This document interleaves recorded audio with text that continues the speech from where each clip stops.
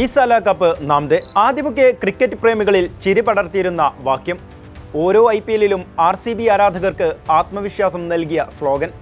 അതിനുമപ്പുറം IPLിൽ ഏറ്റവും കൂടുതൽ ട്രോളുകൾ ഏറ്റുവാങ്ങിയ സ്ലോഗൻ കൂടിയാണിത്.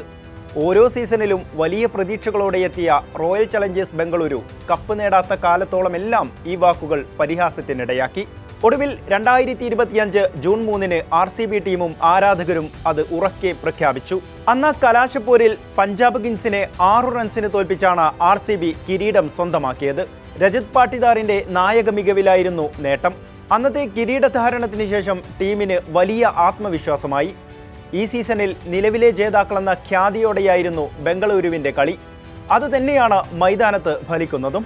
14 കളിയിൽ 9 ജയിച്ച് 18 പോയിന്റോടെ ഒന്നാം സ്ഥാനക്കാരായാണ് പ്ലേ ഓഫിലെത്തിയത്. ക്വാളിഫയറിൽ ഗുജറാത്തിനെ തോൽപ്പിച്ച് ഫൈനലിലേക്ക്. ഇനി കാത്തിരിപ്പാണ് ആരാകും എതിരാളികളെന്നറിയാൻ.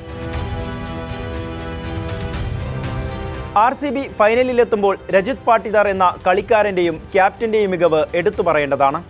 ഗുജറാത്തിനെതിരെ 92 റൺസിനാണ് ടീമിന്റെ ജയം. 33 പന്തിൽ 93 റൺസ് എടുത്ത രജത് പാട്ടിദാറിന്റെ പ്രകടനം തന്നെയാണ് മത്സരത്തിൽ നിർണായകമായതും. 9 സിക്സും 5 ഫോറും ഉൾപ്പെടെയാണ് പാട്ടിദാർ സെഞ്ചുറിയോളം പോന്ന 93 റൺസിലെത്തിയത്. താരത്തിന്റെ മികവിൽ 5 വിക്കറ്റ് നഷ്ടത്തിൽ ബംഗളൂരു കുറിച്ചത് 254 റൺസ്. വിരാട് കോഹ്ലിയും കൃണാൽ പാണ്ഡ്യയും വിജയവഴിയിൽ തങ്ങളുടേതായ ഭാഗം ഭംഗിയായി നിറവേറ്റി.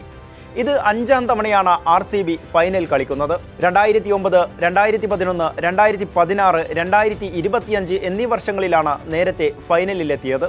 ഇതിൽ 2025-ലാണ് കിരീടം കൊണ്ട് RCB അനുഗ്രഹിക്കപ്പെട്ടത്. അന്നു മുതൽ കിങ് കോഹ്ലിക്കൊപ്പം രജത് പാട്ടിദാറും RCB ആരാധകരുടെ പ്രിയപ്പെട്ടവനായി മാറി. തങ്ങളുടെ കിരീട വരൾച്ചയെ ശമിപ്പിച്ചവനെ ബംഗളൂരു നഗരം വാഴ്ത്തി.